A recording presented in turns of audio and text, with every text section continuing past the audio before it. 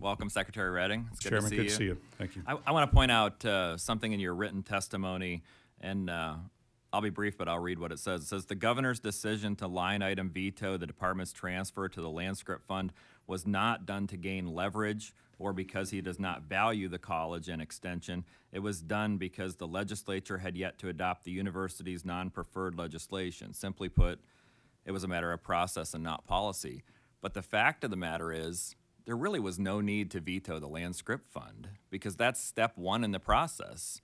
We have the appropriation from the general fund to the Land Script Fund, and then the second part in the process is the non-preferred appropriation that actually gets the funding out to Penn State. So it's just mind-boggling that the governor chose to veto the Land Script Fund when that certainly was not necessary, and then to sort of blame the legislature for not passing the non-preferred when we know full well that that takes a 2/3 vote of both houses of the legislature.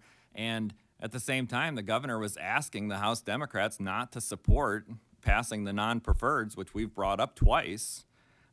So you're blaming the legislature for not passing the non-preferreds to get the funding out, when at the same time, it's the governor asking the people in the legislature not to support passing the non-preferreds. It just doesn't make sense, and I'll have to say there was no reason to veto the first step in that process.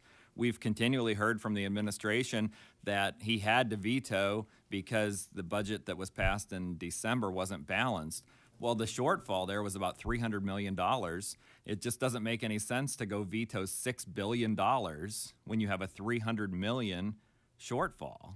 And I have to point out that vetoing the Land Script Fund from the start, vetoing step one, just doesn't make any sense, and I'd be interested in your comments on that.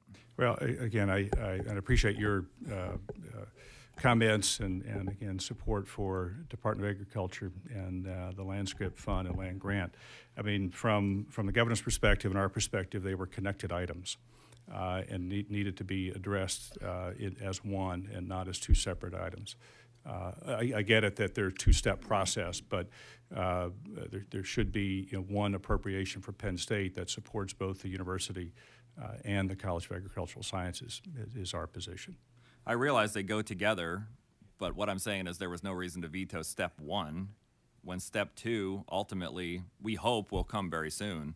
So I think it's important for us to get back together and get this funding out, because we cannot allow the extension to close. I know in the testimony the governor, that in your testimony you've said how important the governor sees this funding and actually touts the level of funding that he's proposed for the next fiscal year, but it doesn't do any good if they close down this year to give them more funding next year.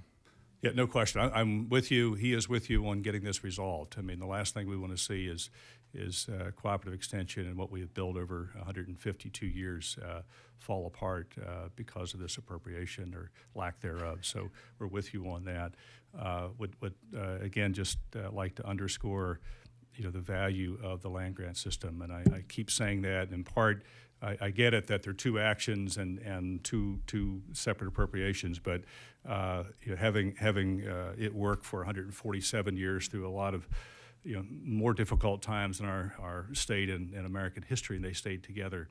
I'm hopeful that we can get them back together for this year. I'll hold the rest of my questions. Thank you.